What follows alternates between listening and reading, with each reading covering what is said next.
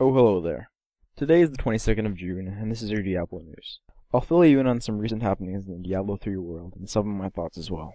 As you can see here, this is my monk Newt. I've been playing him since launch, and I'm really enjoying the class. It's really fun to play. You don't die in one hit like I think lots of range classes do, even though you don't do nearly as much damage. I've been playing him on Inferno. I've completed the first 3 acts. I cannot for the life of me get past the first boss of the 4th act. Anyway, let's get to some news. Patch 1.0.3 is out. The patch lowered overall damage of the creatures in Inferno Act 2 through 4, and it also lowered the effective attack speed, changed some class skills, improved crafting, and auction house functionality too. I have not looked too much into the crafting side of things. That's not something I do in any kind of game. Crafting is just not my thing. But in terms of Inferno balance changes, I noticed a pretty significant change in difficulty of the 3rd act.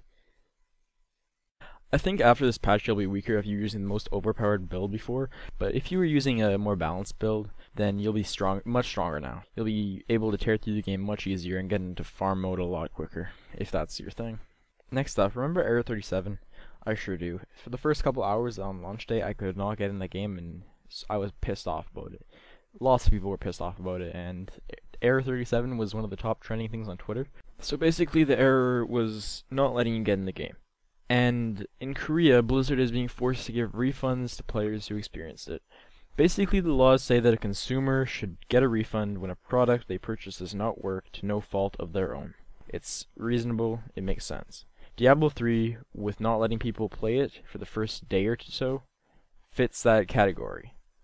So the way Blizzard is respecting the order is to give refunds to people if they are below level 40. So the way I see it, this could be used for some pretty heavy abuse of the game, considering the amount of time it can take to go to level 1 to 40. It's hours upon hours, but it doesn't really matter because overall it sets a huge precedent for Blizzard.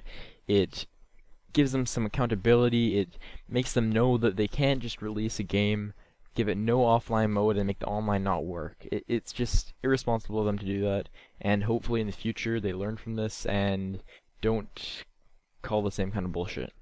The last piece of real news I have to offer you is something to do with interesting decision on Blizzard's part to do with digital purchases, and it really follows the same tune as the last thing. Since patch 1.0.3, anyone who purchases the game digitally doesn't actually have the full game for a while. They are stuck with the starter edition, only able to get level 13 and fight the Skeleton King. They can't access the normal public or either auction houses. Just to be clear, the amount of content that the starter edition offers is maybe 2 hours, maybe less. This is to prevent fraud and other malicious activities. Basically, they want to stop people from spam creating accounts for getting banned for whatever reason, probably advertising third-party gold selling sites or something like that. Honestly, this is just crazy bullshit.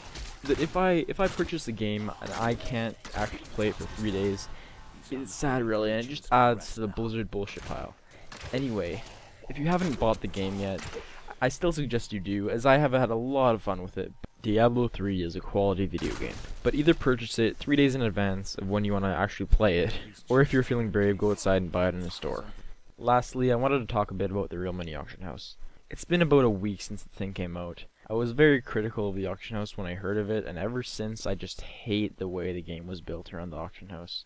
The always online system of Diablo 3 isn't DRM, it's auction house protection. In terms of quality as an ARPG, it would have been a much better game with offline, a LAN mode, and especially modding.